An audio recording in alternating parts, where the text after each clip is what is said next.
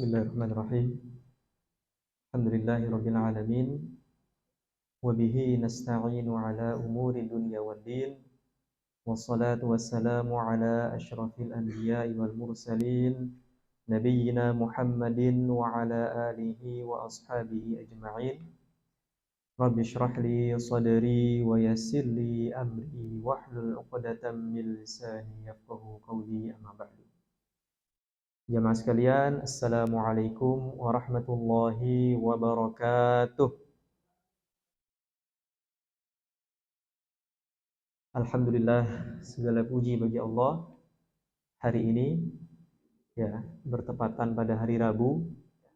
Alhamdulillah, Allah Subhanahu wa taala masih mengizinkan kita semua untuk dapat hadir, dapat saling bertatap muka, bersilaturahmi di rumah Allah Subhanahu wa taala. Mudah-mudahan Allah Subhanahu wa taala meridhoi kita semua, amin ya rabbal alamin. Dan alhamdulillah kita masih berada di bulan apa, Bu? Bulan Rajab. Bulan Rajab. Beberapa pekan lalu sudah disinggung, Bu ya, mengenai keutamaan fadilah ya yang terdapat pada bulan Rajab. Masih ingat sama siapa, Bu? Ustaz Misbahul Ula ya. Ya, dengan judul bulan Rajab. Nah, disinggung bahwa bulan Rajab singkatnya adalah ibarat kita itu menyemai bibit. Ya. Kalau kita ada bibit tanaman, Bu. Nah, kita semai dulu kan di tanah, kemudian sudah muncul sekiranya layak untuk ditanam, kita cabut itu, kemudian kita pindahkan ke tanah yang lebih luas dan siap untuk dipanen. Siap untuk dipanen. Begitu pula bulan Rajab, Bu. Nah, bulan Rajab adalah salah satu bulan haram, bulan yang Allah muliakan di antara 4 bulan lainnya, yang di dalamnya dilipat gandakan pahala, begitu pula dilipat gandakan dosa. Nah, sehingga pada bulan ini kita harus selalu semangat, Bu. Selalu semangat untuk melihat kesempatan, untuk meraih setiap kesempatan dalam beramal soleh, dalam beribadah. Supaya apa? Supaya nanti di bulan Sya'ban kita sudah bisa mengambil bibitnya itu, kemudian kita tanam, dan di bulan suci Ramadan kita sudah terbiasa dengan amal soleh, ya, dengan ibadah yang kita lakukan, dan kita siap untuk memanen pada bulan tersebut. Nah, mudah-mudahan dengan hadirnya kita di majelis ilmu ini, ya, istiqomahnya kita di majelis ilmu ini menjadi bentuk amal soleh kita kepada Allah Subhanahu wa taala. Amin ya rabbal alamin. Salawat serta salam semoga selalu tercurah limpahkan kepada Nabi kita Nabi Muhammad sallallahu alaihi wasallam. Allahumma salli wa sallim wa barik ala sayyidina Muhammadin wa ala alihi wa ashabihi ajma'in, beserta para sahabatnya, para tabi'in, para tabi'ut tabi'in, hingga dilanjutkan oleh ulama. Dan mudah-mudahan kita selaku umatnya selalu berdoa agar bisa mendapatkan syafaat beliau nanti di hari kiamat. Amin ya rabbal alamin. Seperti biasa, jamaah sekalian yang dirahmati Allah, sekarang berada di masjid, ya, di rumah Allah. Kita sama-sama berniat untuk beriktikaf agar jalannya kajian kita 1-2 jam ke depan ini bernilai pahala iktikaf di sisi Allah Subhanahu wa taala. Kita berniat, saya berniat iktikaf karena Allah dalam hati ya. 1, 2, 3.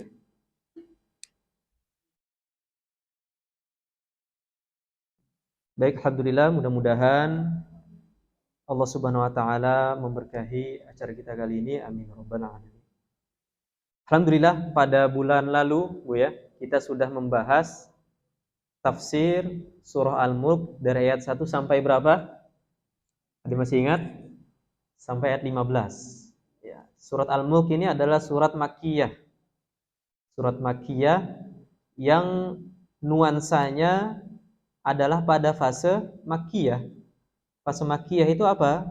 Fase sebelum Nabi Shallallahu Alaihi Wasallam hijrah ke kota Madinah. Namanya surat Makkiyah, Bu, Yang dihadapin itu siapa? Orang kafir Quraisy.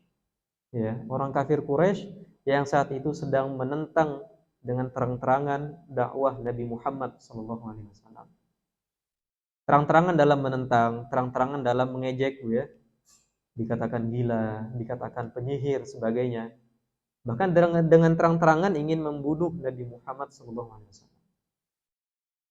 Maka dalam surah Al-Mulk ini, ya, Allah Subhanahu wa taala ingin menunjukkan kekuasaannya. Dan Allah Subhanahu wa taala ingin mengancam orang-orang kafir tadi yang dengan terang-terangan, ya, dengan terang-terangan mengingkari agama ini, dengan terang-terangan mengingkari kebenaran Al-Qur'an. Nah, di sini insyaallah akan kita bahas. Kita masuk ke ayat 16. A'udzubillahi minasyaitonirrajim. Aamintum man fis samaa'i ay yakhsifa bikumul arda fa idza hiya tamur. Sudah merasa amankah kalian dari zat yang di langit, yaitu dari bencana yang dibenamkan bumi olehnya bersama kamu ketika tiba-tiba ia terguncang. Di sini Allah Subhanahu wa taala ingin mengancam, ya, melalui lisan Nabi Muhammad sallallahu alaihi wasallam kepada orang kafir Quraisy tadi yang menentang dakwah Rasul, apakah kalian semua merasa aman dengan azab, ya, dengan azab yang ditimpakan oleh Allah Subhanahu wa taala yang di langit? Di sini muncul pertanyaan, Bu. Apakah Allah berada di langit? Mungkin ini agak berat sedikit, tapi sengaja kita sampaikan agar, ya, kita memiliki pemahaman yang benar. Ya, ketika Allah Subhanahu wa taala menyampaikan ini, man fis sama, yaitu zat yang berada di langit, tidak menunjukkan Allah itu membutuhkan tempat. Ya, tidak menunjukkan Allah membutuhkan tempat. Karena Allah Subhanahu wa taala itu tidak membutuhkan tempat, tidak membutuhkan waktu. Allah Subhanahu wa taala suci, bebas dari segala arah. Dari depan, ya, dari belakang, dari samping, kanan kiri, dari atas bawah, Allah Subhanahu wa taala suci dari ini semua. Ketika ada ayat yang menyatakan bahwa seperti ayat ini, yaitu zat yang berada di langit, dapat kita fahami dengan dua cara, Bu. Pertama, kita mengimani apa adanya. Kita imani bahwa memang ayatnya seperti ini. Ya, ayatnya seperti ini. Artinya apa? Urusan Allah Subhanahu wa taala. Kita imani itu. Yang kedua, bisa kita alihkan ke makna lain yang masih ada kaitannya dengan makna ini. Bisa kita alihkan atau bahasanya kita takwilkan. Kita takwilkan. Man fis sama, zat yang berada di langit.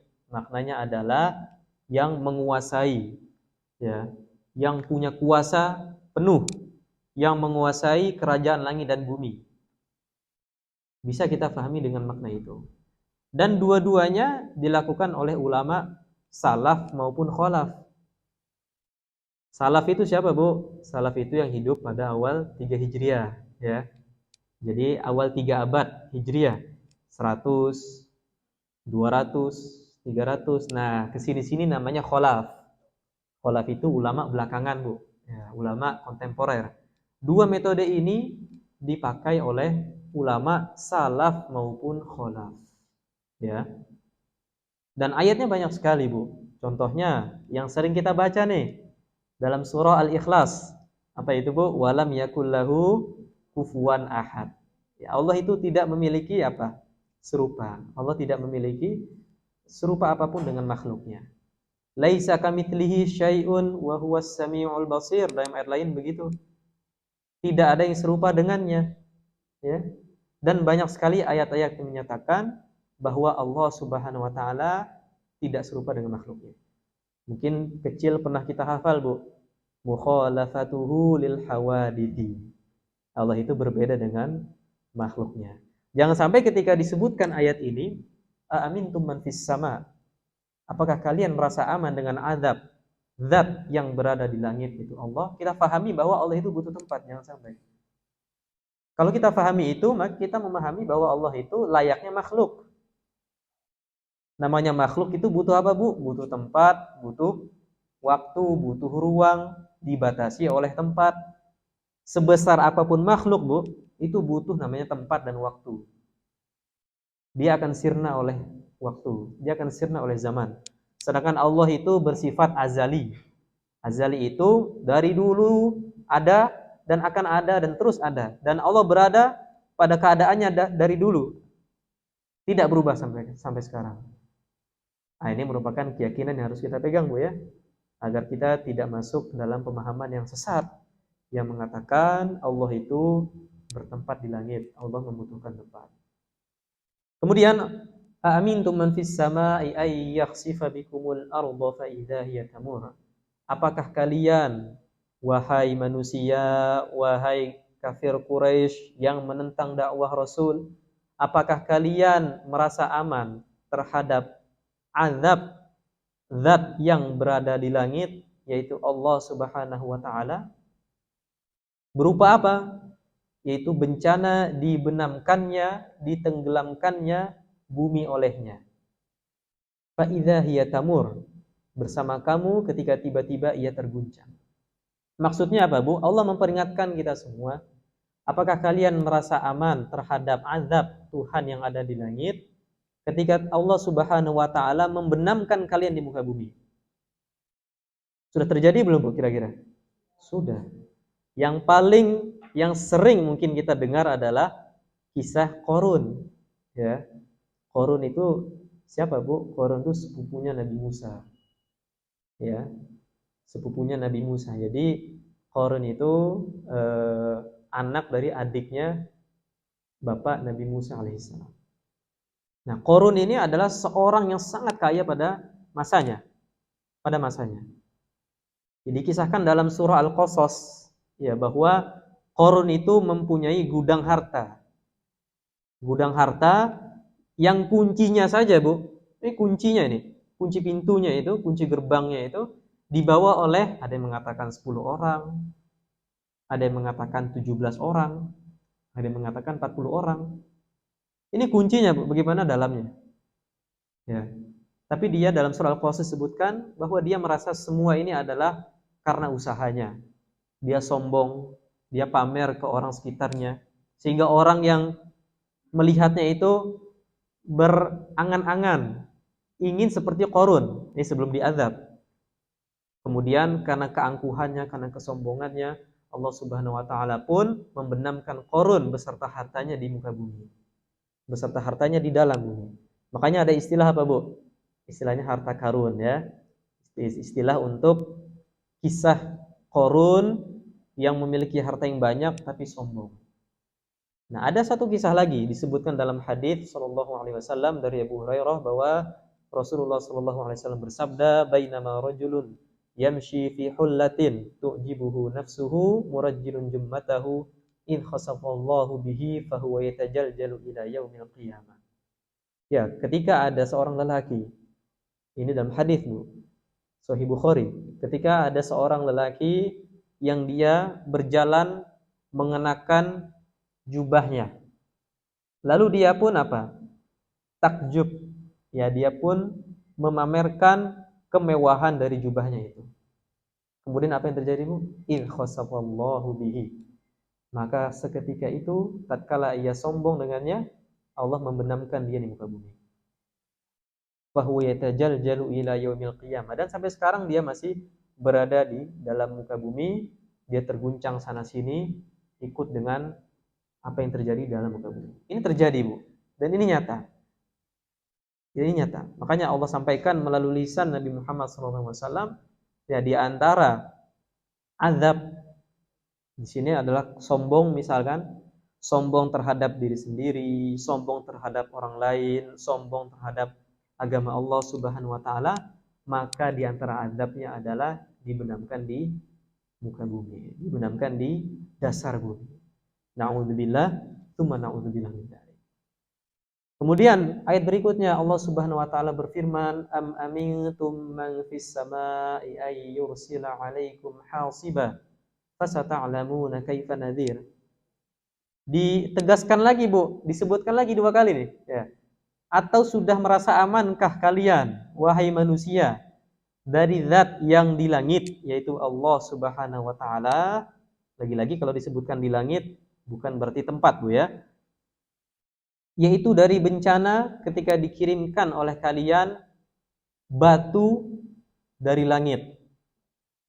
Fasata'lamuna kaifa nadhir. Kelak kamu akan mengetahui bagaimana akibat mendustakan peringatanku. Jadi Allah Subhanahu wa taala di ayat sebelumnya tadi, Bu, sudah mengingatkan kita azab dibenamkannya di muka bumi, di antaranya dialami oleh siapa? Qarun. Ada juga dialami oleh siapa yang terkenal? Fir'aun. Ya, dibenamkan. Misalnya sampai sekarang jasadnya masih Allah awetkan. Ya. Dan itu menjadi salah satu sebab sebagian ilmuwan non-muslim masuk Islam. Ketika mereka menemukan jasad Fir'aun masih awet beserta keretanya, ya, kereta kudanya, dia mengira dia yang pertama kali menemukan. Ketika ditunjukkan olehnya firman Allah Subhanahu wa taala bahwa fal yauma nunajjika bi badanika litakuna liman khalfaka ayah. Pada hari ini aku selamatkan engkau wahai Firaun dengan badanmu. Litakuna liman khalfaka ayah, agar menjadi bukti untuk orang setelahmu. Ketika ditunjukkan ayat ini langsung masuk Islam. Ya, Masya Allah, ini merupakan kuasa Allah Subhanahu wa taala. Lalu di ayat ini Allah pun mengancam kembali, Bu. Allah mengancam kembali. Apakah engkau, wahai manusia, merasa aman terhadap azab zat yang di langit, yaitu Allah, ketika Dia mengirimkan kepadamu batu-batu dari langit yang dihujankan kepadamu? Sebagaimana yang terjadi pada kaum Lut. Ya, kaum Lut. Kaum Lut itu apa kasusnya, Bu? Dia LGBT. Ya, LGBT. Homoseksual dan sebagainya. Ini terjadi pada kaum Lut. Ketika Nabi Lut alaihi salam, Nabi Lut itu sezaman dengan Nabi Ibrahim, Bu, ya, sezaman. Nabi Lut alaihi salam mengingatkan kepada mereka akan buruknya perbuatan mereka, ini homoseksual, ya. Mengingatkan, kemudian kenapa engkau tidak pilih anak-anak perempuan di kalangan kalian untuk dinikahi? Ya, kemudian Nabi Lut alaihissalam pun dibalas dengan cemoohan dan sebagainya. Maka Allah Subhanahu wa taala mengirimkan kepada kaum Nabi Lut batu-batu dari langit. Sebagian mengatakan apa? Azab kaum Lut itu, jadi mereka dilemparkan ke atas, Bu. Kemudian dari atas dihujani oleh batu-batu. Itu azab kaum Lut. Nah, ini merupakan peringatan untuk kita semua agar jangan sampai, dan ini Masya Allah yang sedang merabak di negeri kita berlindung dari Allah Subhanahu wa taala, ya, kasus LGBT dan sebagainya, yang sebagian di negara lain sudah disahkan pernikahannya. Kita berlindung, Bu, jangan sampai ulah kaum kecil ini menyebabkan kita dipenuhi oleh bencana. Ya, memang bencana itu bisa karena ujian untuk orang mukmin, bisa juga azab untuk orang yang kafir. Nah, kita sebagai umat Islam, Bu, jangan sampai diam. Gimana caranya? Apapun cara yang bisa kita lakukan, kita ingkari itu, Bu. Bisa dengan cara misalkan kita men-share ke teman-teman kita bahaya LGBT, atau kita men-share misalkan tokoh yang berjuang untuk melawan LGBT ini, bisa dengan itu. Ya, walaupun pengaruhnya tidak besar.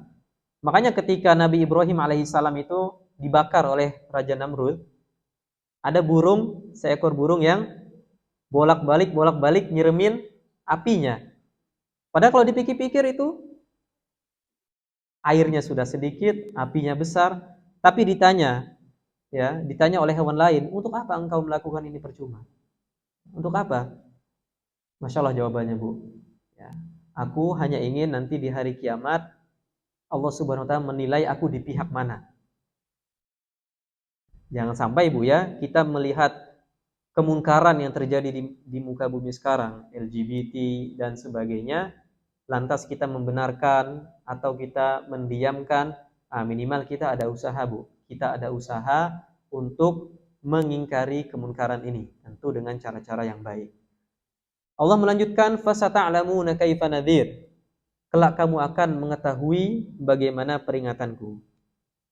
Dan ditegaskan juga oleh ayat lain, Bu.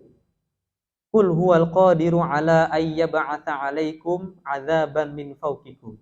Katakanlah wahai Muhammad, sesungguhnya Allah Subhanahu wa taala Maha mampu untuk mendatangkan azab untuk kalian dari atas, dari bawah, dari kanan, dari kiri, dan Allah Maha kuasa untuk mencampurkan kalian di azab itu.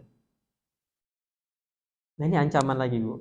Ancaman. Jadi betapa pedihnya azab Allah ketika kita tidak mengingkari sebuah kemungkaran yang terjadi. Kemudian pada ayat 18 Allah melanjutkan, walaqad kadzdzabal ladzina min qablihim fakaifa kana nakir.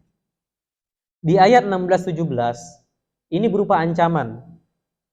Ancaman berupa dibenamkan kalian di muka bumi, kemudian dikirimkan kepada kalian batu-batu dari langit, batu-batu yang panas.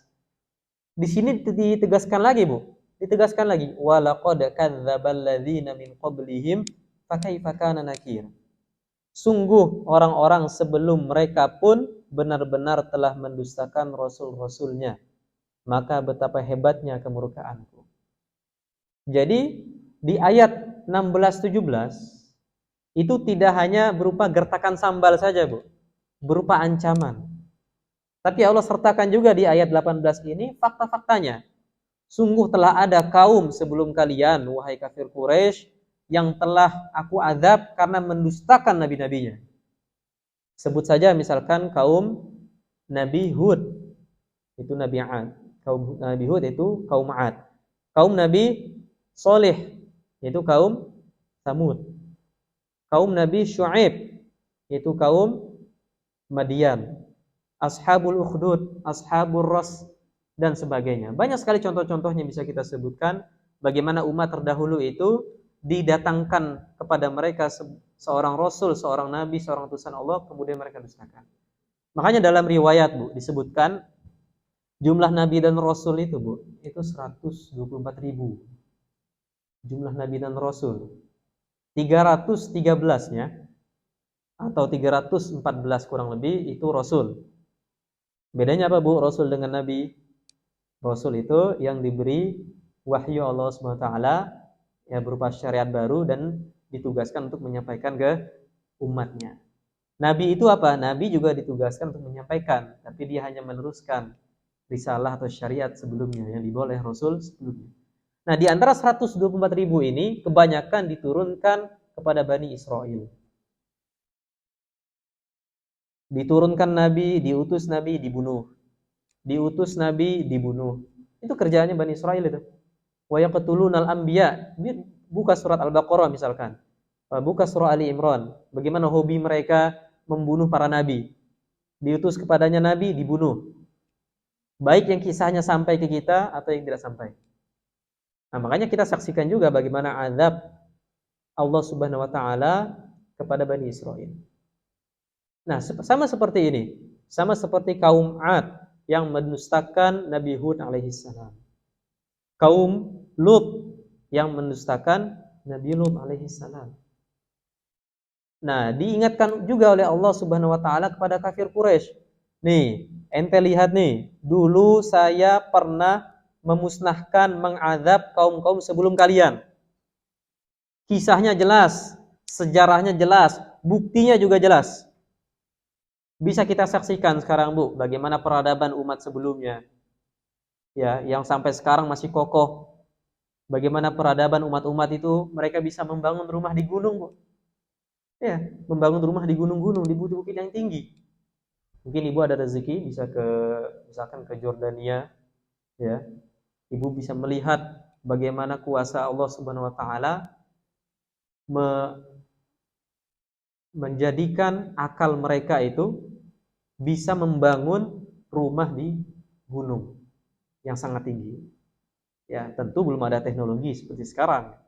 Ya, belum modern.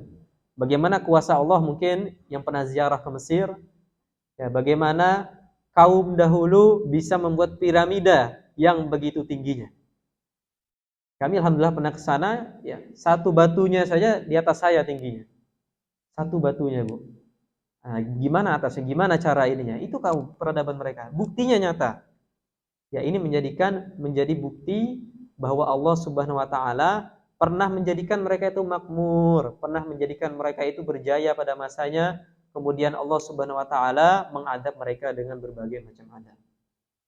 Kemudian Allah melanjutkan pada ayat 19, awalam yarau ila tayri fawqahum saffatin wa yaqbid ma yumsikuhunna illa ar-rahman innahu bikulli syai'in basir. Tidakkah mereka memperhatikan burung-burung yang mengembangkan dan mengatupkan sayapnya di atas mereka? Tidak ada yang menahannya di udara selain yang Maha Pengasih, yaitu Allah Subhanahu wa taala. Sesungguhnya Dia Maha melihat segala sesuatu. Kemudian Allah pun menunjukkan kepada kita kekuasaannya. Ya, di antaranya adalah bagaimana Allah ingin menunjukkan, memperlihatkan kepada kita burung-burung, Bu. Nah, burung-burung yang selama ini kita lihat dia terbang. Bagaimana kira-kira dia bisa terbang? Bagaimana kira-kira dengan tubuhnya yang berat, ya, dengan adanya gravitasi ini, dia bisa terbang di udara. Nah, di sini Allah ingin menunjukkan kekuasaannya.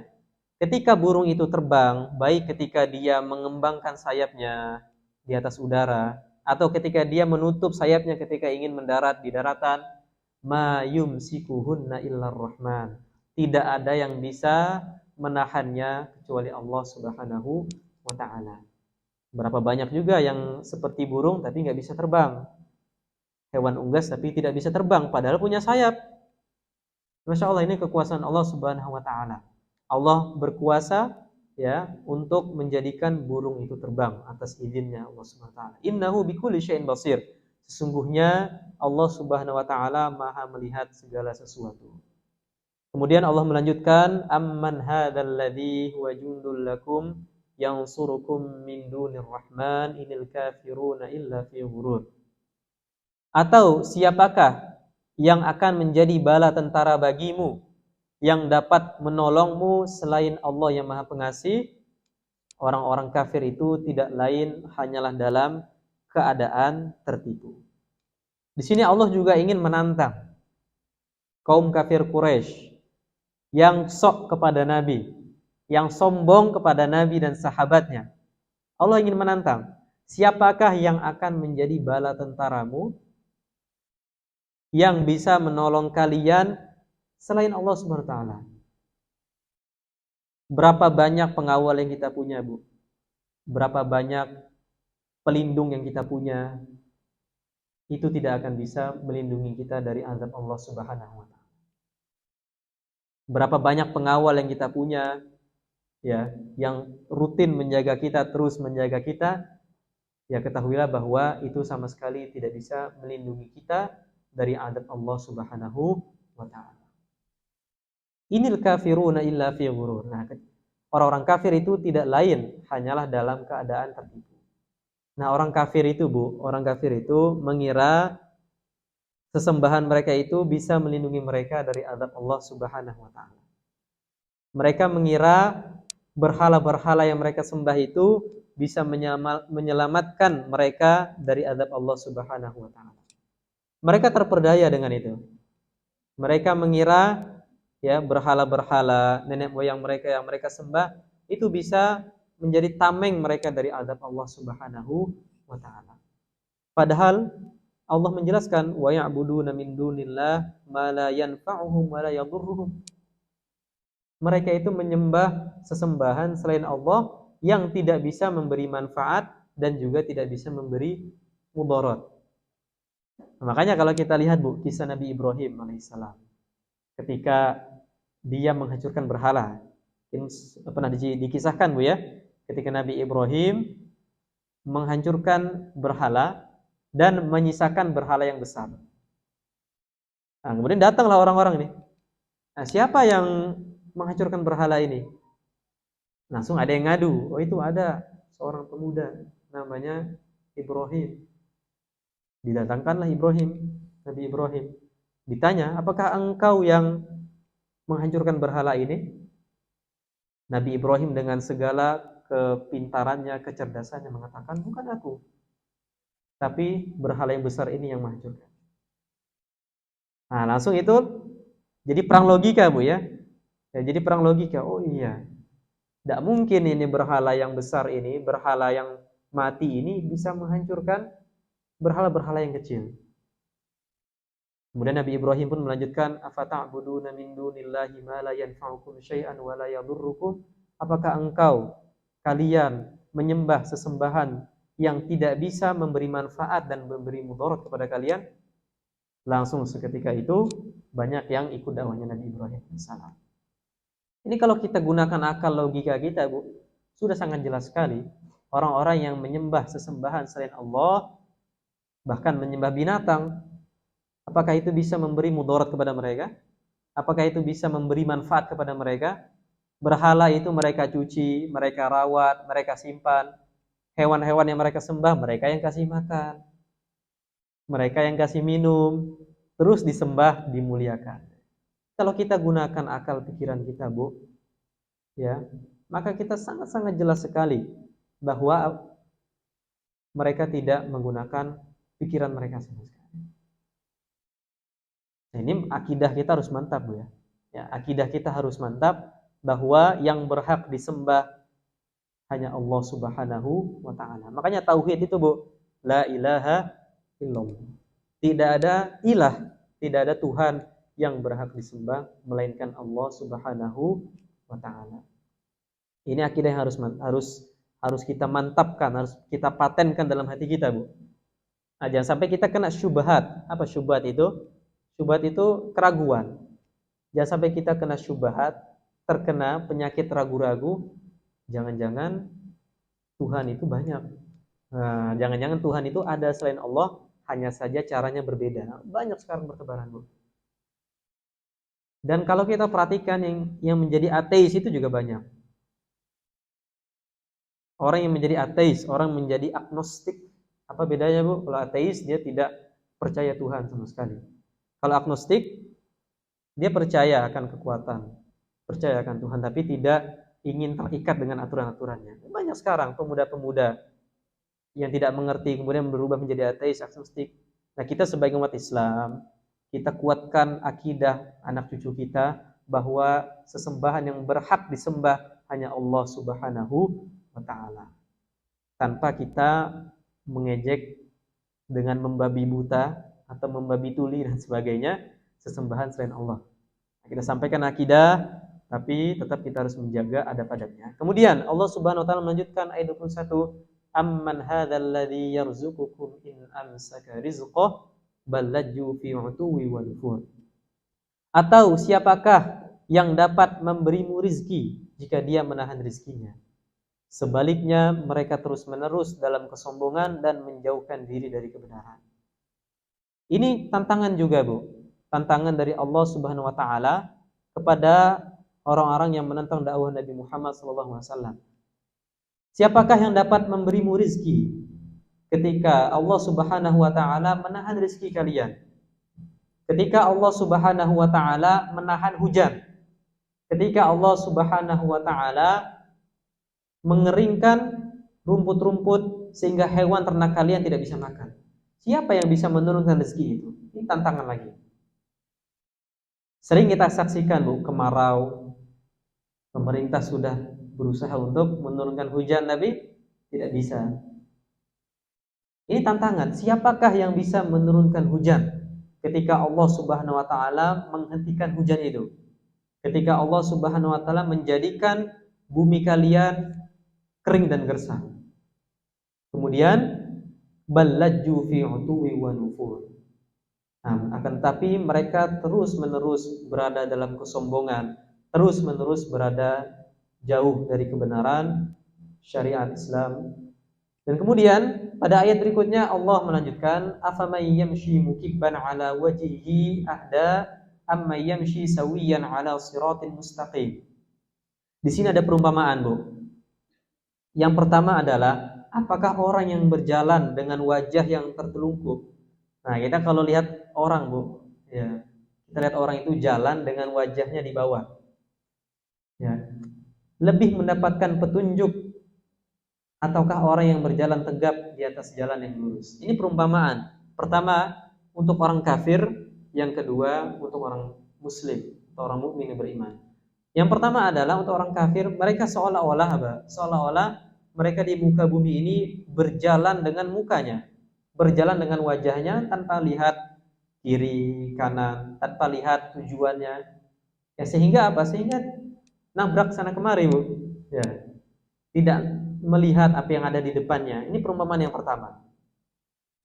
Nah, ini dijelaskan juga dalam ayat yahsyaruna ala wujuhihim. Nanti pada hari kiamat orang-orang kafir itu akan dibangkitkan dengan bentuknya seperti ini.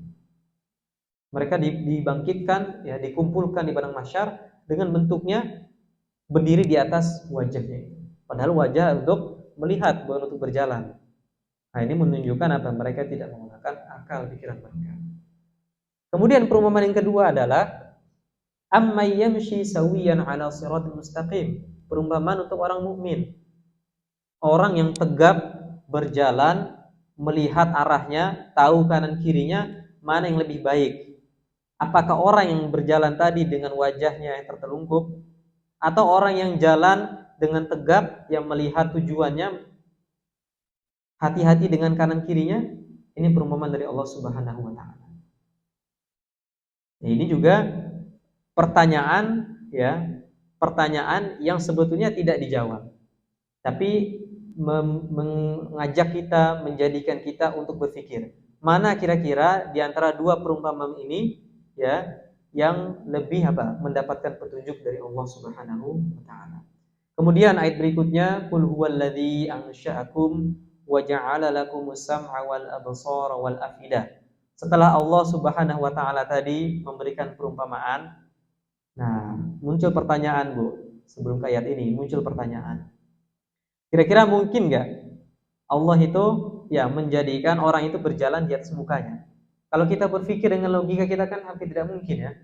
Gimana caranya orang bisa berjalan dengan mukanya? Sahabat pun bertanya hal yang sama, Bu. Kok bisa wahai Rasulullah, bagaimana caranya? Ini jawaban dari Rasulullah SAW. Alaihissalladzi amsyahu ala rijlaini fid dunya qadiran ala an yimshiya ala wajhihi fil akhirah, atau kama qala Rasulullah SAW. Bukankah Allah Subhanahu wa taala yang mampu menjadikan kalian berjalan di muka bumi dengan kedua kaki kalian, ya, tidak mampu menjadikan kalian berjalan dengan wajah kalian di akhirat? Nah, ini pertanyaan lagi. Jadi Allah itu maha berkuasa atas segala sesuatu. Allah maha mampu untuk menjadikan seorang itu yang dahulu di dunia orang-orang kafir berfoya-foya dengan terang-terangan menentang syariat Islam, Allah mampu untuk menjadikan mereka di akhirat nanti berjalan di atas muka mereka, di atas wajah mereka. Na'udzubillah, tsumma na'udzubillah. Qul huwallazi ansha'akum. Katakanlah wahai Muhammad, dialah zat yang menciptakanmu. Wa ja'ala lakumus sam'a wal absara wal afidah. Dialah Allah yang menjadikan bagimu pendengaran, ya, penglihatan dan hati nurani. Akan tetapi sedikit sekali kamu bersyukur. Di sini Allah juga ingin menunjukkan kepada kita, Bu, nikmat-nikmat yang telah Allah berikan. Pertama ada apa? Allah yang telah menciptakan kita. Ya, kalau Allah berkehendak, Allah tidak menciptakan kita, Bu.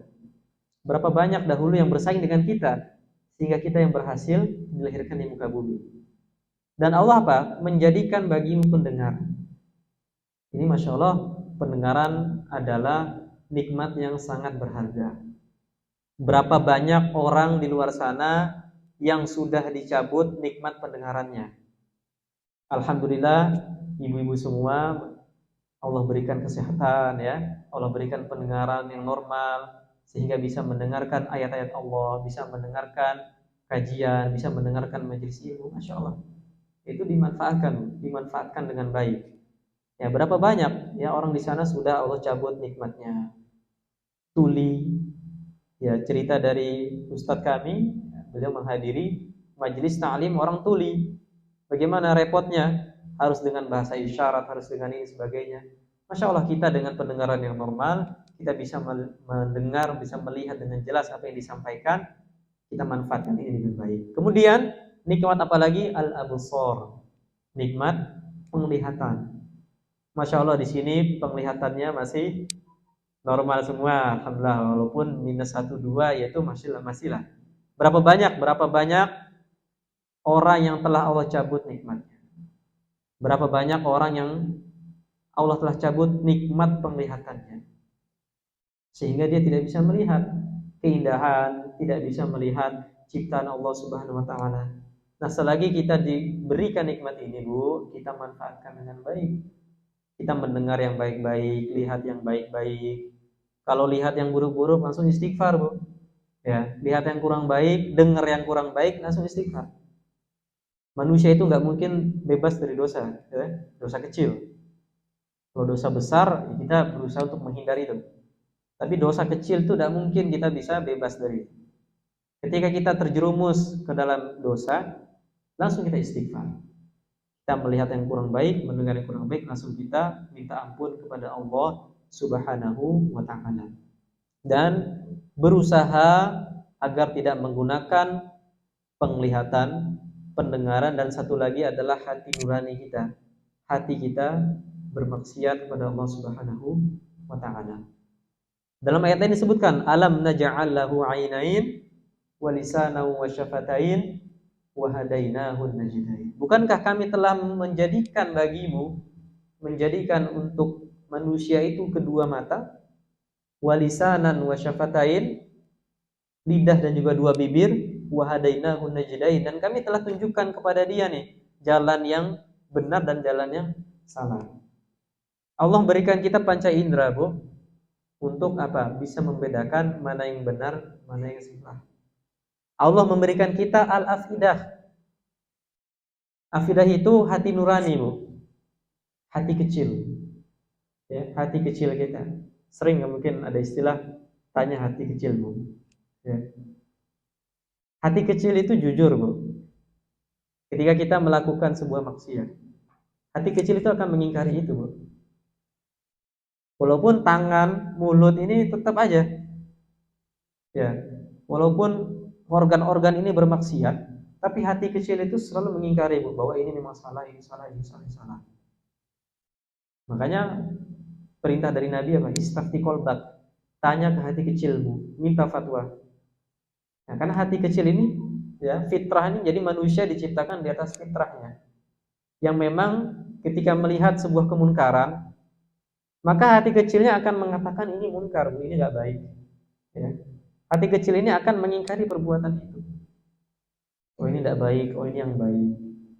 Oh, ini yang tidak seharusnya begini, ini seharusnya begini. Itu hati kecil. Tapi tetap aja organ-organ ini, ya, organ-organ ini ya melakukan maksiat. Ya, kita minta ampun kepada Allah Subhanahu wa taala dan juga terus berdoa agar kita istiqomah dalam kebaikan. Qalilan ma tashkurun, akan tetapi sedikit sekali kamu bersyukur. Ya, sedikit sekali kamu bersyukur. Padahal Allah Subhanahu wa taala telah memberikan nikmat itu, famatta'na, ya. Makanya doa, di antara doa itu apa? Famatti'na Allahumma. Wahai Rabb, ya Allah, jadikanlah kami bisa menikmati bi asma'ina, pendengaran kami, wa absarina, penglihatan kami dalam ketaatan-Mu. Kita harus ini. Dan juga yang terpenting, Bu, nah ini terpenting, wala taqfu ma laisa laka bihi ilm. Dalam Al-Isra disebutkan, janganlah sekali-kali kalian melakukan perbuatan, mengatakan sesuatu yang tidak kalian miliki ilmunya. Inna sam'a wal basara wal fuada kullu ulaika kana anhu mas'ula. Sesungguhnya pendengaran, penglihatan, hati itu akan diminta pertanggungjawaban. Ini untuk kita-kita, Bu. Ya, mungkin sebagian dari kita ngisi pengajian, ya, ngisi majelis taklim, baik skala besar, skala kecil. Nah, ini penting jadi pedoman kita, Bu. Apa? Wala taqfu ma laisa laka bihi. Janganlah kalian sekali-kali mengatakan hal yang tidak kalian ketahui. Jangan maksa untuk tahu. Tahu terus, ya jangan. Jadi kita sampaikan ya apa yang kita ketahui. Yang tidak kita ketahui ya sudah. Wallahu a'lam bishawab. Itu. Makanya ulama misalkan Al-Imam Malik ya, Imam Malik itu pendiri mazhab Maliki. Mazhab Maliki. Imam Malik itu gurunya Imam Syafi'i ya. Sekarang mazhabnya tersebar di daerah Afrika Utara dan sekitarnya. Ketika beliau sudah sebagai imam mazhab, sebagai mujtahid mutlak istilahnya, diberikan pertanyaan 40 yang dijawab hanya sekitar 3 atau 4-nya. Itu selevel Imam Malik. Nah, adalah suatu bencana Bu untuk kita sekarang, kita menjawab semua pertanyaan. Nah, boleh kita seperti itu, tapi jangan sampai kita melewati batasnya Bu. Jangan sampai kita menduga-duga, jangan sampai kita mengira-ngira seperti ini kayaknya jawabannya seperti ini, jangan sampai. Karena pendengaran kita, ya, penglihatan kita, lisan kita, hati kita akan diminta pertanggungjawaban oleh Allah Subhanahu wa taala. Ayat berikutnya, qul huwallazi dzara'akum fil ardi wa ilaihi tuhsyarun. Katakanlah wahai Muhammad, dialah Allah Subhanahu wa taala yang menjadikan kamu berkembang biak di muka bumi dan kepadanya lah kamu akan dikumpulkan. Kuasa Allah Subhanahu wa taala yang telah menjadikan manusia ini berbangsa-bangsa dan bersuku-suku. Kuasa Allah Subhanahu wa taala yang telah menempatkan manusia setiap penjuru bumi. Apapun keadaannya, manusia bisa beradaptasi dengan lingkungan itu. Ini kuasa Allah Subhanahu wa taala yang sudah Allah firmankan di sini. Katakanlah wahai Muhammad, Dia menjadikan kamu berkembang biak di muka bumi. Daerah yang mungkin menurut kita hampir tidak mungkin ditinggali oleh manusia, ada manusia di situ. Daerah yang mungkin dengan suhu yang tinggi, minus 70 derajat, minus 50 derajat, ada manusia di situ. Ada peradaban di situ. Daerah yang mungkin hutan belantara, ya, yang bagaimana manusia bisa hidup di situ? Bagaimana manusia bisa berkembang biak? Tapi ada orang di situ, Bu. Ada orang, ada suku-suku pedalaman di situ yang mungkin belum tersentuh dakwah, belum mengenal dunia luar, itu ada di situ. Itu kuasa Allah yang apa? Yang menjadikan kamu berkembang biak di muka bumi. Tapi ketahuilah jemaah sekalian, ibu sekalian, dan kepadanya lah kamu akan dikumpulkan. Kepada Allah lah kamu akan dikumpulkan, kamu akan diminta pertanggungjawaban, akan diminta hisab. Yang sudah terkena dakwah tapi belum menerima dakwah, dia akan menerima hisabnya. Yang sudah didakwahi tapi masih ngeyel, dia akan menerima hisabnya. Dia akan menerima balasannya. Sebaliknya, umat, ya, suku pedalaman yang belum menerima dakwah Islam, maka dia akan apa? Tidak dihisab. Tidak dihisab. Karena syarat di antara syarat untuk dihisab adalah dia harus sampai dakwah kepadanya. Sampai dakwah kepadanya. Nah, kira-kira Bu, kira-kira kita hidup di Pulau Jawa ini sampai nggak dakwah ke kita? Sampai banget. Jangan ke Pulau Jawa, Bu, kita hidup di ibu kota. Kita hidup di kota Tangerang Selatan, sampai nggak dakwah ini? Sampai. Maka alangkah hebatnya orang yang hidup di ibu kota tapi nggak tahu puasa itu wajib. Alangkah hebatnya itu. Dia nggak tahu kalau puasa itu wajib, dia nggak tahu kalau sholat 5 waktu itu wajib. Dia mengira sholat 5 waktu ini bisa diganti dengan sedekahnya. Dia mengira ini bisa diganti dengan infaknya. Infak yang banyak, ya. Ya mudah-mudahan ini menjadi penambal sholatnya. Enggak bisa, Bu. Sholat itu tidak bisa diganti dengan apapun. Jangan sampai kita meninggalkan sholat. Sholat itu wajib berdiri, ya, nggak bisa diri, duduk. Nah, nggak bisa duduk, tidur. Nggak bisa tidur dengan isyarat, ya, dengan isyarat mata. Isyarat juga nggak bisa, tapi masih ada kesadaran ini, Bu. Kesadaran masih ada dengan hati. Nggak bisa dua-duanya, nggak bisa semuanya. Ini apa? Disolatkan. Makanya sholat ini penting. Nah, kita alhamdulillah kita sudah Allah berikan ya kebaikan ya. Kita di lingkungan yang baik ya, yang orang sholat di lingkungan yang baik, maka jangan sampai kita meninggalkan perkara-perkara ini, diantaranya adalah sholat. Karena sholat adalah ibadah yang pertama kali dihisab nanti di hari kiamat. Kalau sholatnya bagus, nah semuanya ikut bagus. Kalau sholatnya kurang bagus, nah yang lain juga seperti itu. Gimana Bu menambal sholat kita yang kurang ini? Dengan sholat-sholat sunnahnya. Sholat itu sah secara fikih, sah Bu. Kita nanti zuhur nih ya, atau subuh yang tadi, kita sholat. Sah secara fikih, insya Allah sah, karena kita wudhu ya kan. Kita menjalankan rukun-rukunnya. Kita menjalankan syarat-syaratnya. Kita hadap kiblat, baju kita bersih, suci, nutup aurat dan sebagainya, sah secara fikih, belum tentu diterima oleh Allah SWT. Tapi ada peluang diterima oleh Allah SWT. Apa faktor-faktornya? Khusyuk kita, gimana sholat kita meresapi enggak? Nah, itu faktor diterima sholat kita. Nah, gimana Bu nambal-nambal yang kurang nih? Yaitu dengan sholat-sholat sunnahnya, qobliyahnya sebelum atau ba'diyahnya setelah, atau duhanya, atau tahajudnya dan sebagainya, untuk menambal sholat-sholat ini, menambal ibadah yang wajib. Dan begitu nanti di hari kiamat Bu. Di hari kiamat nanti ketika dihisab, kemudian ditemukan ada kecacatan, kekurangan di ibadah yang wajibnya ini, nanti diminta mana amal sunnahnya, mana ibadah sunnahnya yang bisa menambal kekurangan ini. Makanya kita bersiap-siap untuk hari itu ya, sama-sama kita memperbaiki diri kita, kita menintrospeksi apa yang kurang dari kita, sehingga kita menjadi pribadi yang lebih baik. Kemudian ayat berikutnya Allah melanjutkan, wa yaquluna mata hadzal wa'du in kuntum shadiqin. Ini Masya Allah orang kafir, kafir Quraisy itu. Sudah dijelaskan kuasa Allah seperti ini. Sudah diberikan ancaman azab Allah. Sudah diberikan, dulu ada umat yang sudah diazab. Mereka bilang, wa yaquluna mata hadzal wa'du. Mereka berkata, kapankah datangnya janji Allah, janji azab itu jika kamu orang-orang yang benar. Masya Allah, betapa kerasnya hati mereka Bu. Sudah diberikan peringatan, ancaman, masih saja menantang. Kapankah datangnya janji azab Allah itu? Luar biasa sombongnya.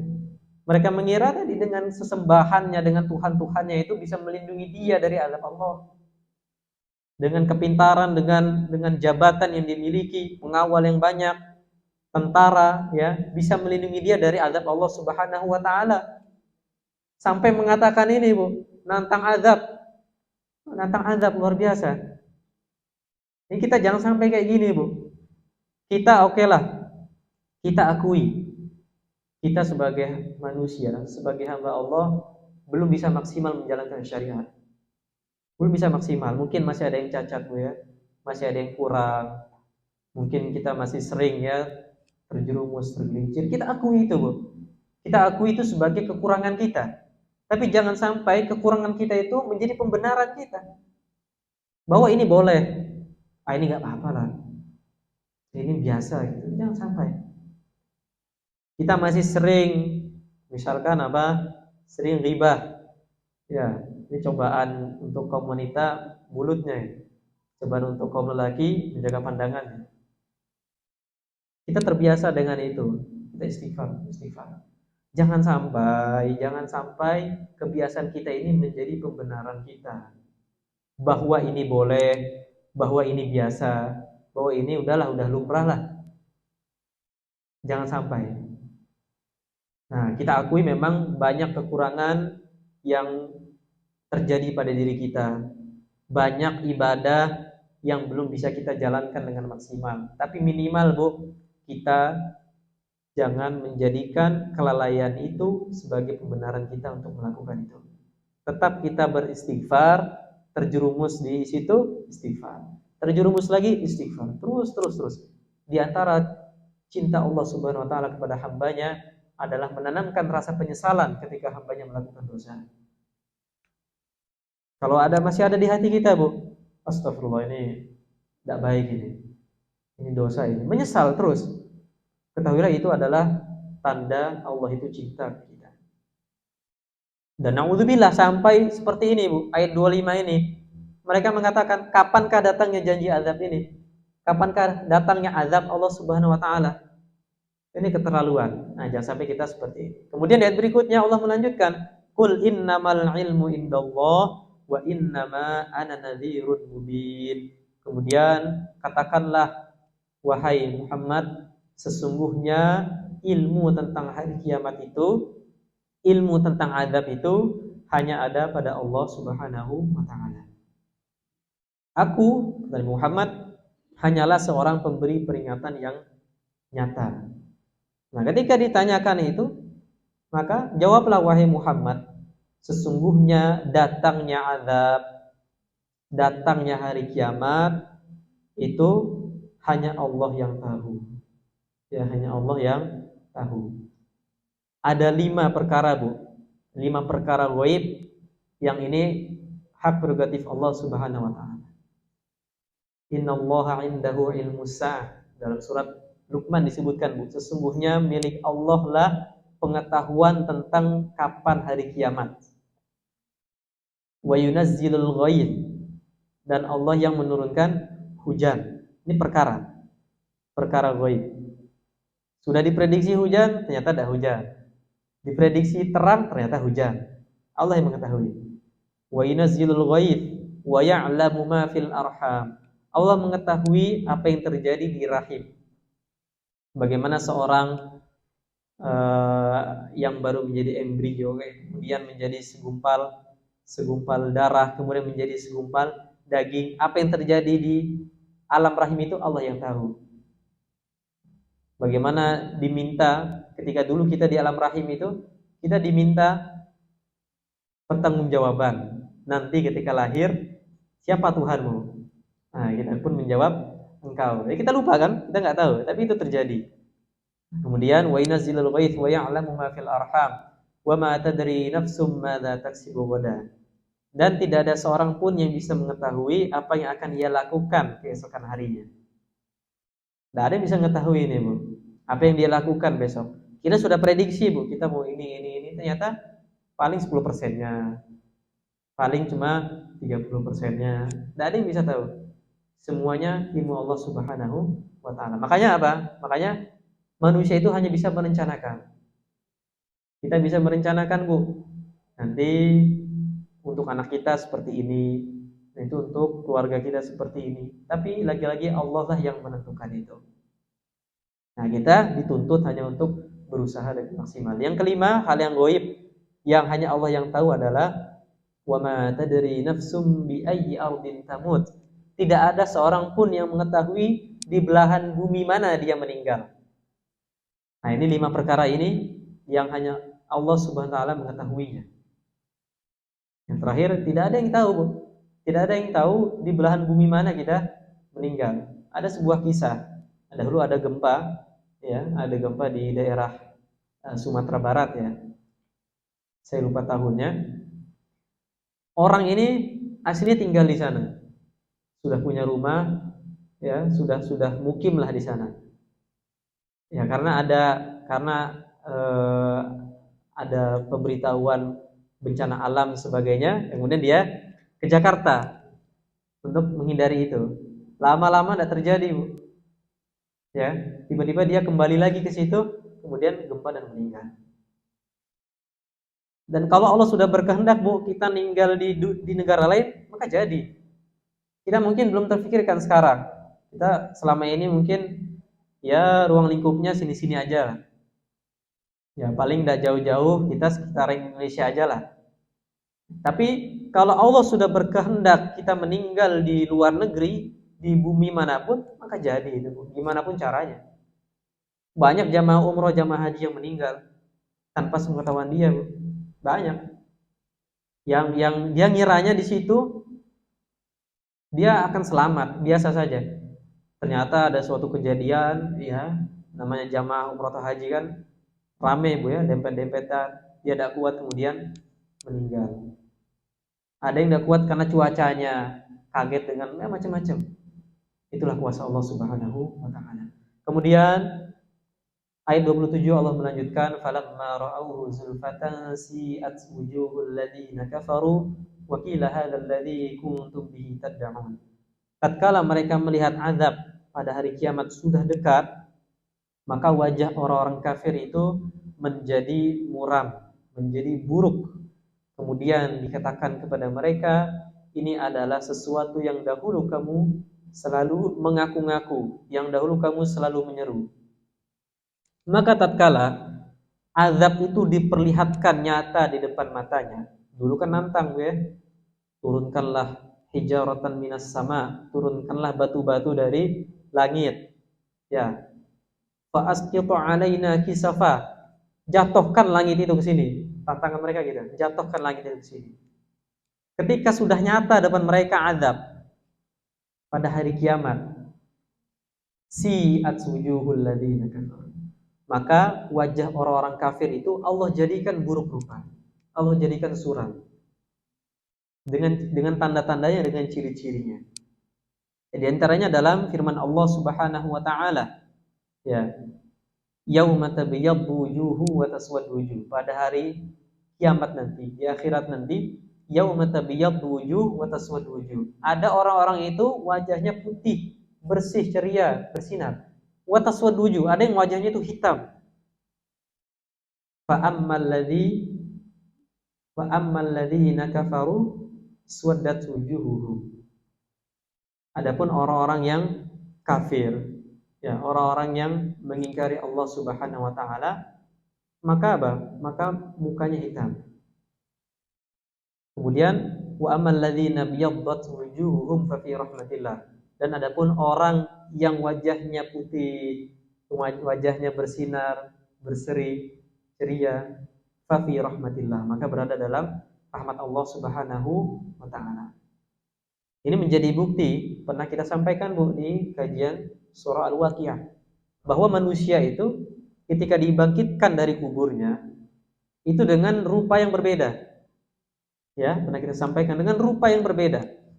Orang kafir di dunia dibangkitkan dengan wajahnya yang hitam. Entah bagaimana hitamnya, intinya itu buruk. Dan orang yang beriman akan dibangkitkan dengan wajahnya yang putih, bersinar, berseri.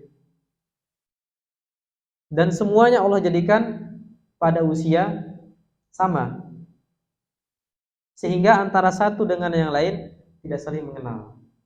Bagaimana ketika misalkan di padang mahsyar, mohon maaf, semuanya tidak memakai pakaian sehelai benang pun, tapi antara satu dengan yang lain tidak mengenal.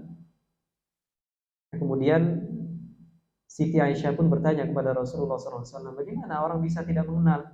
Pada saat itu tidak ada yang memakai pakaian selain benang pun tidak ada. Maka pada hari itu orang-orang disibukkan dengan hisabnya, disibukkan dengan amal ibadahnya. Nih, saya selamat nggak nih? Saya selamat atau celaka ini? Makanya dalam surah At-Takwir, Bu, ya, likulli imri'in yauma idzin sya'nun yughni, ya, wujuhun yauma idzin musfirah. Pada hari itu imri'in, seorang itu, yauma idzin sya'nun yughni, mempunyai urusan-urusan yang menyibukkan dia. Udah, dia nggak kepikiran lagi samping kiri kanannya, depan belakangnya, nggak kepikiran lagi. Yauma yafirul mar'u min akhi, ketika orang itu kabur dari saudaranya.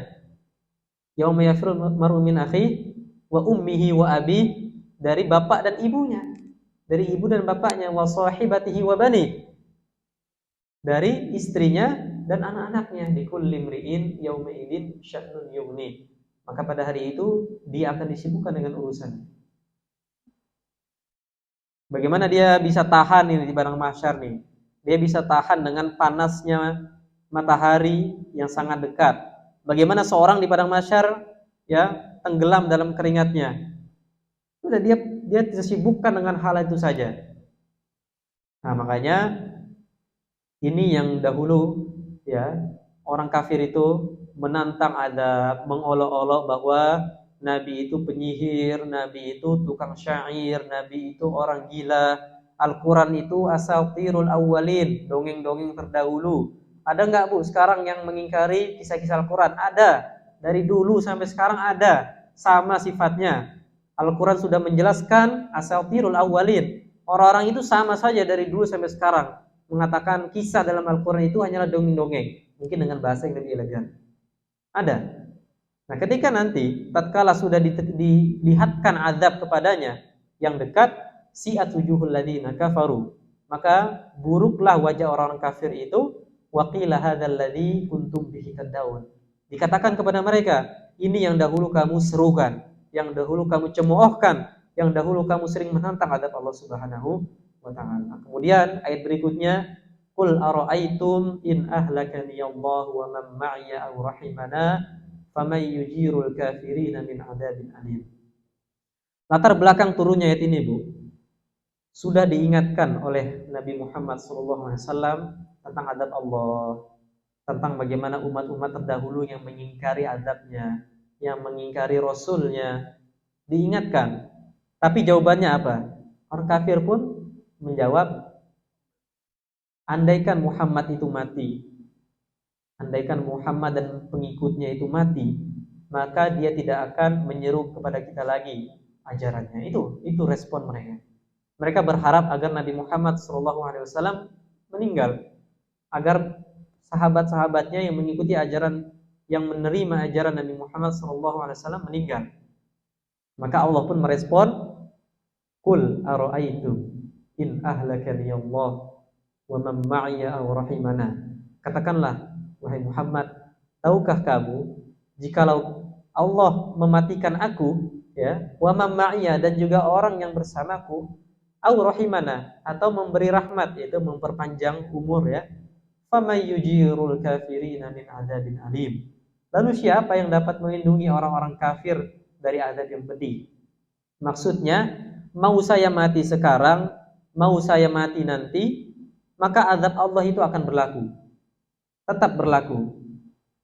Mau Nabi Muhammad meninggal duluan, sahabat-sahabatnya meninggal duluan, atau nanti, maka azab Allah akan berlaku, dan tidak ada yang bisa melindungi diri mereka dari azab Allah Subhanahu wa taala. Jadi sia-sia, ya, sia-sia angan-angan mereka menginginkan Nabi Muhammad itu meninggal. Kalau meninggal sekarang atau panjang umurnya, tetap azab Allah itu akan turun. Kemudian ayat 29 Allah melanjutkan, qul huwar rahman wa amanna bihi wa 'alaihi tawakkalna fasata'lamuna man huwa fi dhalalin mubin. Lanjutkan lagi, katakanlah wahai Muhammad kepada orang kafir Quraisy tadi, dialah zat yang maha pengasih. Ar-Rahman, ya. Ar-Rahman itu yang maha pengasih. Kalau Ar-Rahim, maha penyayang. Pengasih lagi maha penyayang. Apa beda, Bu, Ar-Rahman Ar-Rahim? Ar-Rahman itu untuk seluruh makhluknya, gitu ya. Kalau Ar-Rahim itu untuk orang beriman saja. Allah memberi rahmat, memberi rezeki, memberi semuanya ke semua makhluknya. Yang beriman, tidak beriman, manusia, hewan, tumbuhan, sebagainya, itu Allah berikan rahmat, Allah berikan kebaikan. Ketika ada orang non-muslim, ya, sukses, ini siapa yang menjadikan dia sukses? Allah Subhanahu wa taala. Kenapa? Karena ini adalah bentuk dari rahmannya Allah. Kenapa orang muslim, mohon maaf, sekarang nyatanya nampaknya terbelakang? Ya karena ketidaksungguhan dia. Ya, ketidaksungguhan dia dalam berusaha, dalam berproses, sehingga kalah dengan orang yang bahkan non-muslim sekalipun, ketika dia sungguh-sungguh, dia akan sukses. Pernah dengar, Bu, manjadda wajada, ya? Ada peribahasa, ya, Bu, ya, manjadda wajada. Siapa yang bersungguh-sungguh, dia akan berhasil, akan mendapatkan. Ini berlaku, Bu, untuk orang muslim, non-muslim berlaku. Siapa yang sukses, siapa yang sungguh-sungguh, siapa yang kerja keras, dia akan sukses. Berlaku. Dan ini implementasi dari sifat rahmannya Allah Subhanahu wa ta'ala. Nah, adapun Ar-Rahim, Ar-Rahim itu khusus nanti di surga, Bu. Khusus surga nanti. Orang muslim, orang mukmin yang beramal, ibadahnya banyak, pahalanya banyak, diberikan Allah ganjaran surga. Sebaliknya, orang non-muslim yang amalnya bahkan lebih banyak, tapi tidak mendapatkan apa-apa di akhirat nanti. Nah, itu ya, Bu, ya. Kemudian, qul huwar rahman, katakanlah wahai Muhammad kepada orang kafir Quraisy tadi, Dialah zat yang maha pengasih. Kami beriman kepadanya dan hanya kepadanya lah kami bertawakal. Nah, ini menjawab orang-orang kafir tadi, Bu. Orang-orang kafir tadi yang mereka selalu bergantung dengan sesembahan mereka. Mereka meyakini bahwa sesembahan mereka yang memberikan mereka rizki. Nah, dijawab oleh Nabi Muhammad SAW, amanna bihi. Kepada zat yang maha pengasih lah kami beriman. Wa alaihi tawakkalna. Dan hanya kepadanya lah kami bertawakal. Fasata'lamuna man huwa fi dhalalin mubin. Kelak kamu akan tahu siapa yang berada dalam kesesatan yang nyata. Nah, ini bantahan lagi, Bu. Bantahan lagi. Orang-orang kafir itu yang menyembah berhala, yang tidak bisa memberikan manfaat apapun kepadanya, yang tidak bisa memberikan mudarat apapun, dijawab oleh Nabi Muhammad. Ya, katakanlah wahai Muhammad bahwa Ar-Rahman lah, zat yang maha pengasih lah yang kami beriman kepadanya. Wa alaihi tawakkalna, dan kepadanya lah kami bertawakal. Kemudian di ayat terakhir Allah berfirman, "Qul ara'aytum in asbaha ma'ukum ghauran faman ya'tikum bima'in ma'in." Katakanlah wahai Nabi Muhammad, terangkanlah kepadaku. Nah, ini juga jawaban respon dari perkataan orang-orang kafir Quraisy tadi yang menentang dakwah Nabi Muhammad SAW. Ini jawaban. Katakanlah, terangkanlah kepadaku. Ya, jika sumber air yang ada di muka bumi ini semuanya itu surut, masuk lagi ke dalam tanah, famay ya'tikum bima'in ma'in, maka siapa yang akan bisa memberimu air yang mengalir? Ini jawaban sekaligus juga tantangan dari Allah Subhanahu wa taala kepada kaum kafir Quraisy tadi yang menyembah berhala tadi, yang menjadikan itu dianggap sebagai pemberi rizki, dianggap sebagai pemberi manfaat dan mudarat. Ditantang lagi oleh Allah Subhanahu wa taala, terangkanlah kepadaku jika sumber air yang ada di muka bumi ini semuanya itu lenyap, masuk ke dalam tanah semua, surut semua, maka siapakah kalian, ya, siapakah yang akan bisa memberi kalian air yang mengalir lagi? Ini berapa banyak nikmat Allah Subhanahu wa taala, berapa banyak kuasa Allah Subhanahu wa taala yang Allah sebutkan dalam surah ini. Ya, mudah-mudahan di penghujung surah ini semakin menambah keimanan kita, semakin menambah rasa kita untuk selalu istiqomah dalam beribadah kepada Allah Subhanahu wa taala, sehingga kita menjadi pribadi yang lebih baik, Bu. Di bulan Rajab yuk kita biasakan terus istiqomah beramal soleh.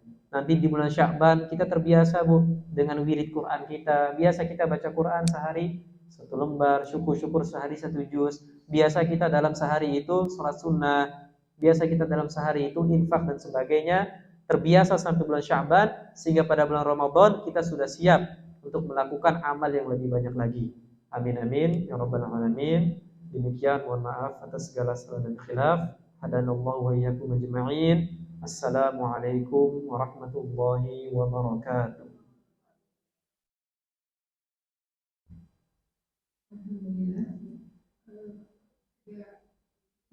Silakan.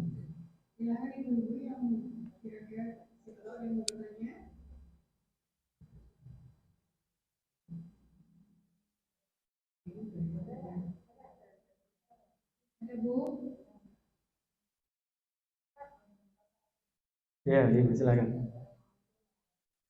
Waalaikumsalam warahmatullahi wabarakatuh.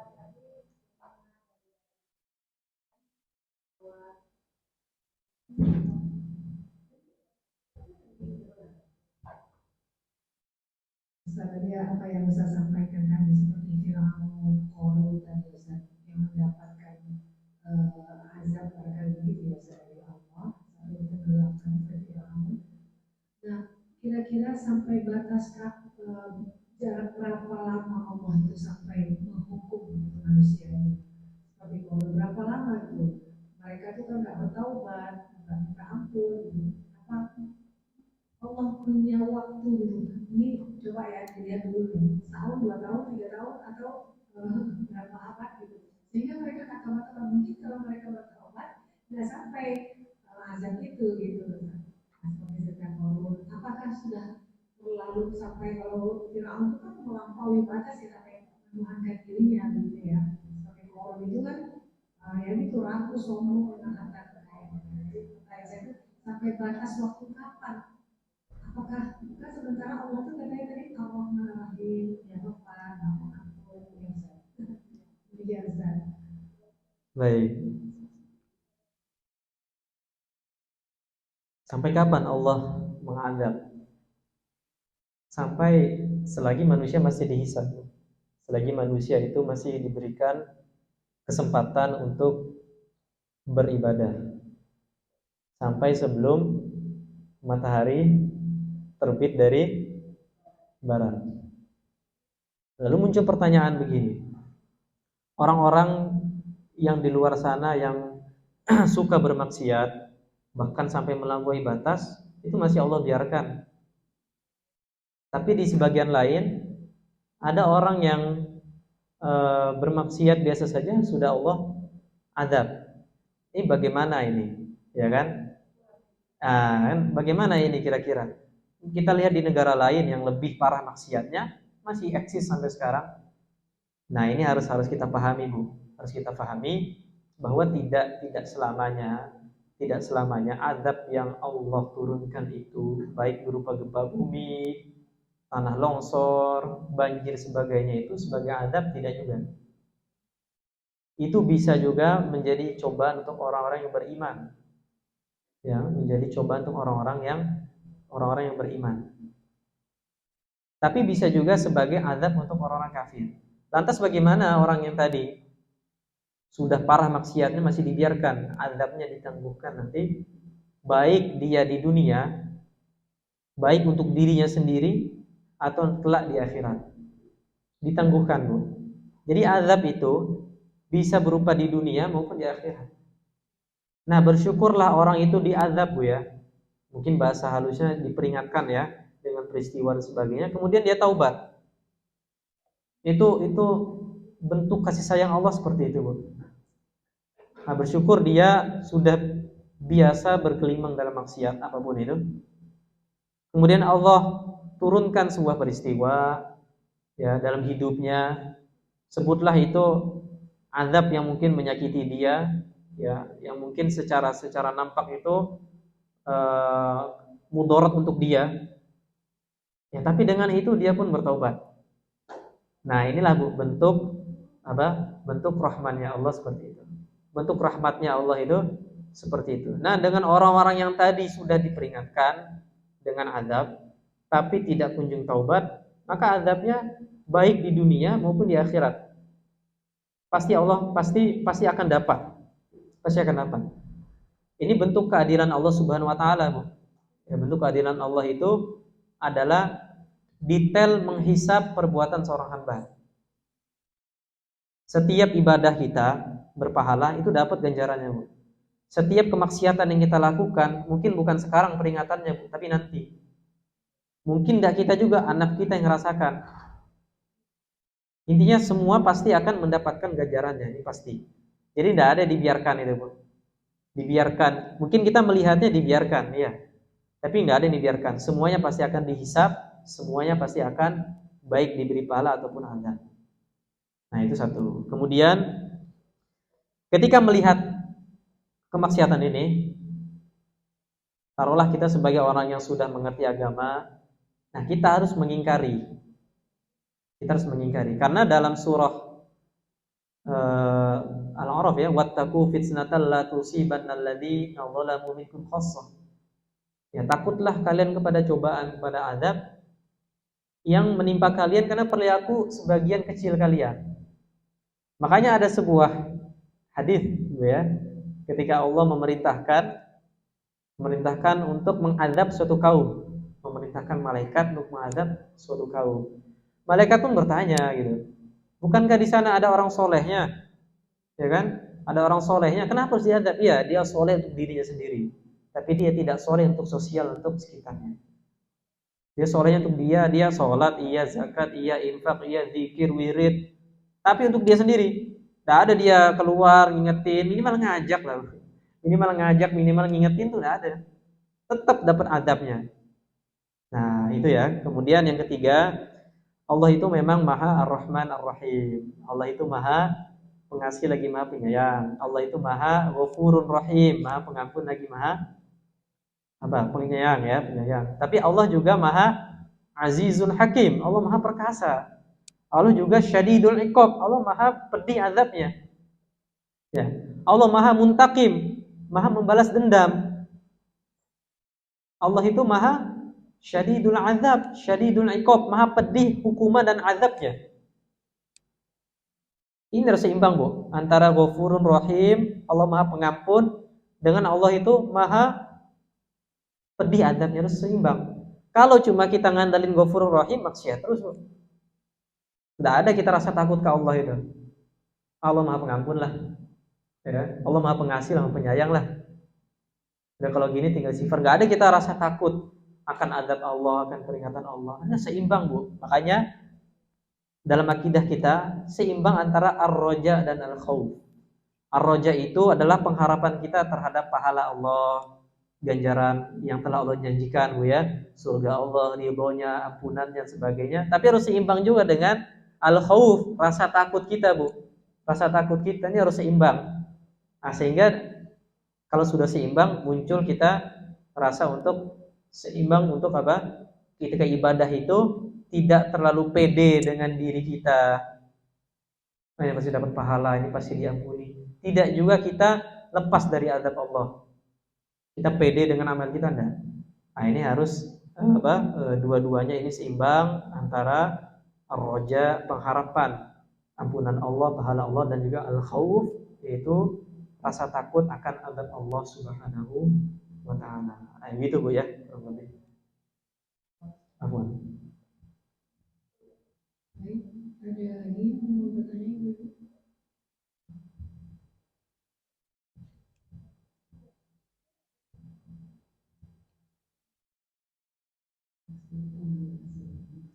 Selamat. Sebelumnya kita belajar kayaknya lebih seperti apa sih itu juga banyak juga tentang yang itu di situ. Jadi kita masuk ke kampus ini lebih azabnya ya, maksudnya azab di perbuatan itu akibat perbuatan kita di dunia. Misalnya kan kayak seperti Ustaz bilang tentang Fir'aun itu segala macam dan Bani Israel itu kayak yang dari dulu sering senang membunuh nabi gitu kan. Kalau kita belajar gitu Ustaz dari kejadian itu sehingga kita ada kayak kesadaran gitu Ustaz untuk tidak mau seperti mereka dan kita juga takut gitu menerima azab akibat dari perbuatan seperti mereka. Nah, apakah Allah mengarahkan ini? Kalau kita misalnya banyak orang yang berubah gara-gara mereka, gara-gara perbuatan mereka, itu gimana ya? Maksudnya kita kan lihat, oh gara-gara mereka kita jadi takut, kita jadi beriman atau takwa gitu. Apakah itu juga ada pahalanya juga gitu loh buat mereka? Atau mereka tetap aja dapat azab yang mengerikan?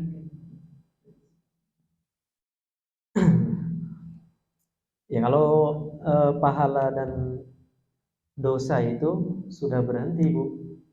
Sudah berhenti ketika orang meninggal. Apalagi orang yang tidak beriman, tidak ada urusan pahala dan dosanya. Kita mendengar cerita Fir'aun ya. Kita mendengar cerita Qarun. Kita kemudian sadar, wah, punya harta banyak, tidak boleh sombong. Kita juga mendengar kisah Fir'aun, punya kekuasaan, kita juga tidak boleh sombong sampai menuhankan. Nah, yang dapat pahala siapa, Bu? Jelas kita. Jelas kita.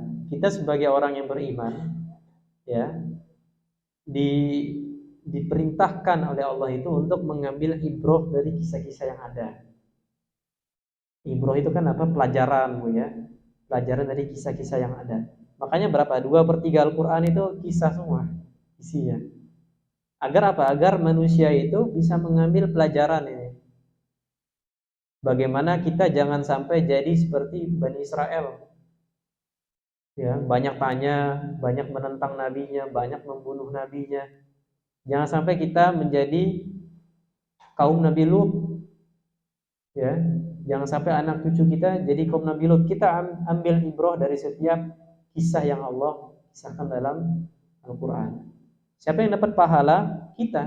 Kita dapat pahala, kita juga dapat keuntungannya, ya, dapat faidahnya, kita lebih maksimalkah dalam ibadahnya, lebih istiqomahkah, lebih khusyukkah dalam ibadahnya. Nah, itu manfaatnya buat kita, Bu. Lantas gimana orang-orang yang sudah diazab? Sudah, mereka sudah mendapatkan apa yang mereka dahulu inginkan. Nah, mereka sudah mendapatkan yang dulu mereka tantang itu, ya. Mereka menantang azab, mereka menantang nabi-nabi dan rasul. Mereka dengan jelas-jelas menghalangi dakwahnya Nabi. Mereka sudah mendapatkan itu.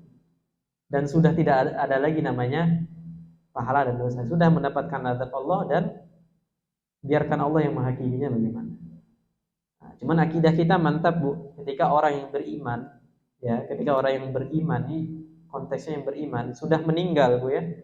Sudah meninggal, masih ada peluangkah dia dapat pahala? Masih. Dari infak dia, Bu ya. Dari anak soleh dia yang mendoakannya, dari ilmu dia yang bermanfaat, dari anak-anak yang sering kirim Fatihah ke dia, sering kirim ayat, kirim pahala. Saya infak untuk bapak saya yang sudah meninggal. Saya wakaf tanah ini untuk ibu saya yang sudah meninggal. Itu dapat mayat itu dapat pahalanya, kiriman pahalanya. Dan sempat kita singgung bahwa mayat itu penglihatannya tajam, lebih tajam dari orang yang hidup. Mayat itu tahu apa yang anak cucunya lakukan di dunia. Anak saya, sepeninggalan saya, cucu saya gimana tahu. Makanya sedih ketika anak cucunya tidak bisa apa-apa. Tidak bisa mengirimkan pahala, tidak bisa baca Al-Quran, tidak bisa mengirimkan baca Al-Fatihah sekalipun, sedih. Sebaliknya mayit itu senang ketika anak cucunya itu mengirimkan pahala untuk dia, mengirimkan amal soleh rutin untuk dia, bisa meringankan adab di kuburan.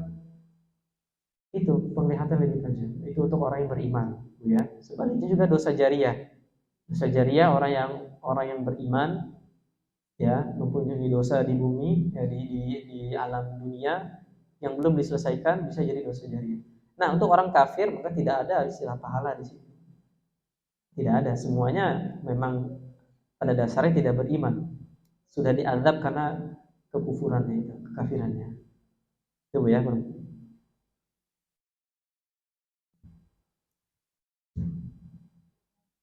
Baik, ada lagi mungkin satu pertanyaan sebelum kita tutup.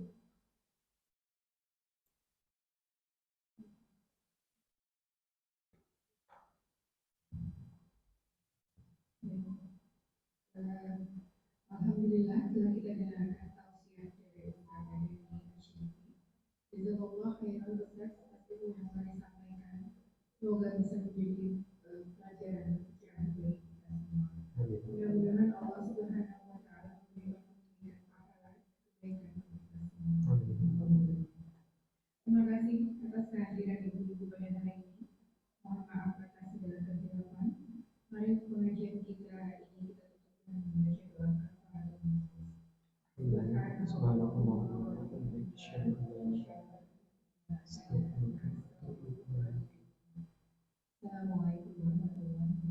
Waalaikumsalam warahmatullahi wabarakatuh.